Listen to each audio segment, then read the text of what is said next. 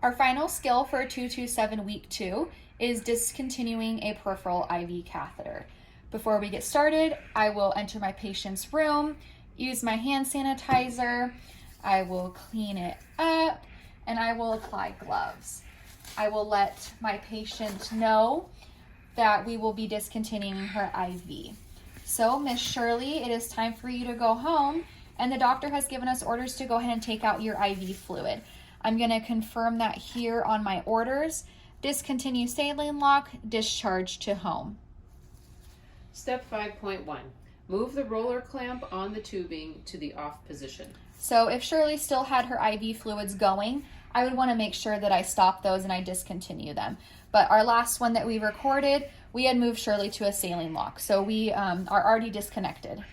Step 5.2. Loosen the edges of the dressing and tape. So Shirley, this might hurt a little bit, but I'm going to be very gentle. And you want to especially be careful on your elderly patients that have sensitive skin to not go fast or hard because it can tear their skin a little bit. But we want to loosen all the way around. Our mannequins, this stuff can be pretty sticky on them. Step 5.3. Place a gauze pad over the IV site. So I've got it all loosened here. I'm going to open my gauze and I'm going to fold it and I'm going to place it over her catheter. Step 5.4. Keeping the catheter parallel to skin, pull it straight back. All right, Shirley, I'm going to take the catheter out. 1, 2, 3. Step 5.5. Apply pressure with the gauze pad to the site. Do not apply pressure until the catheter is completely removed from the vein. Okay. Step 5.6. Inspect the tip of the catheter. So you must verbalize this for the skill redemonstration. So I'm going to look at my catheter here. It is intact. There are no pieces missing. And we want to ensure that because we don't want any piece of the catheter left inside of our patient's skin.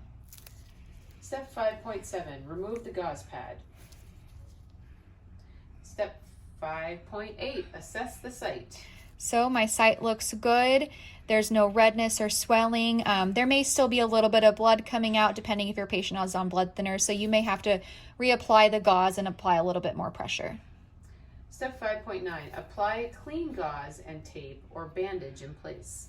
So I'm going to open up a new gauze package and I'm going to fold it again and I'm going to place it on Shirley's hand here. And then you can get a piece of tape. Sometimes it's helpful to have your piece of tape ready so you're not fiddling with it. Oops.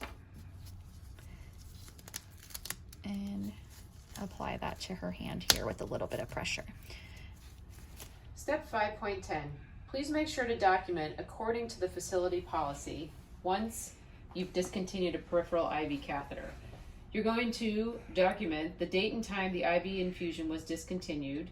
You're going to document whether or not the IV catheter tip was intact, the condition of the IV site, the type of dressing applied, such as a pressure dressing, the amount of fluid infused, and the name of the person discontinuing the IV infusion.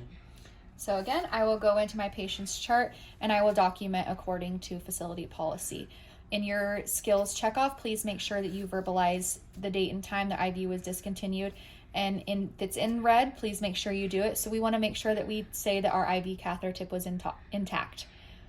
If you have any other questions about your IV skills videos, please email one of us and have fun.